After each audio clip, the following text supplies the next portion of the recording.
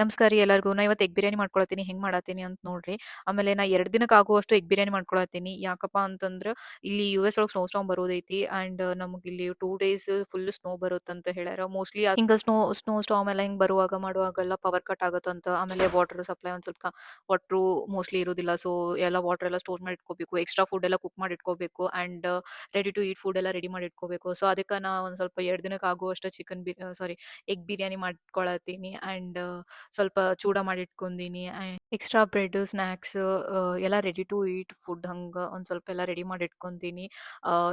ಇವನ್ extra water bottles ಅವೆಲ್ಲ ತಗೊಂಬಂದ್ ಇಟ್ಕೊಂಡ್ವಿ. In case ನಮಗ್ water ಸಪ್ಲೈನು cut ಆದ್ರ ವಾಟರು ಎಲ್ಲ ಸ್ಟೋರ್ ಮಾಡಿ ಇಟ್ಕೊಳಕತ್ತೀವಿ. ಇವತ್ತು ಸ್ಯಾಟರ್‌ಡೇ. ಇವತ್ತು ಆಲ್ರೆಡಿ -17 ಟು -18 ಹಂಗ್ ಟೆಂಪರೇಚರ್ ತೋರ್ಸಾತೈತಿ. ನಾಳೆ ಇನ್ನೂ ಇದ್ಕಿ ಕಮ್ಮಿ ಆಗೋದೈತಿ. ನಿಮಗ್ ಗೊತ್ತಿರಂಗ ಇವೆಲ್ಲ ಮನಿಗಳು ಎಲ್ಲ ಹೀಟಿಂಗು, ಕೂಲಿಂಗು ಎಲ್ಲ ಎಲೆಕ್ಟ್ರಿಸಿಟಿ ಮೇಲೆ ವರ್ಕ್ ಆಗುತ್ತೆ. ಒಂದ್ಮೇಲೆ ಪವರ್ ಕಟ್ ಆಯ್ತಂದ್ರೆ ಹೀಟರ್ ಬಂದಾಗ್ ಬಿಡುತ್ತ.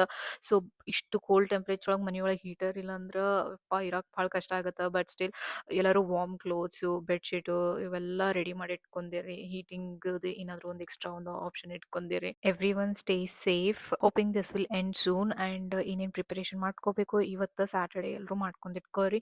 ಮೋಸ್ಟ್ಲಿ ಫ್ಯೂ ಯುಎಸ್ ರೀಜನ್ಸ್ ಒಳಗ್ ಸ್ನೋ ಸ್ಟಾರ್ಮ್ ಆಲ್ರೆಡಿ ಸ್ಟಾರ್ಟ್ ಆಗಿ ಹೋಗೈತಿ. ಆಂಡ್ ನಂದು ಈ ಎಗ್ ಬಿರಿಯಾನಿ ಭಾಳ ಮಸ್ತಾಗಿ ಬಂದಿತ್ತು. ಯಾರಿಗಾರ ರೆಸಿಪಿ ಬೇಕಂತಂದ್ರೆ comment down for the link ನಾನು ಹಾಕ್ತೀನಿ.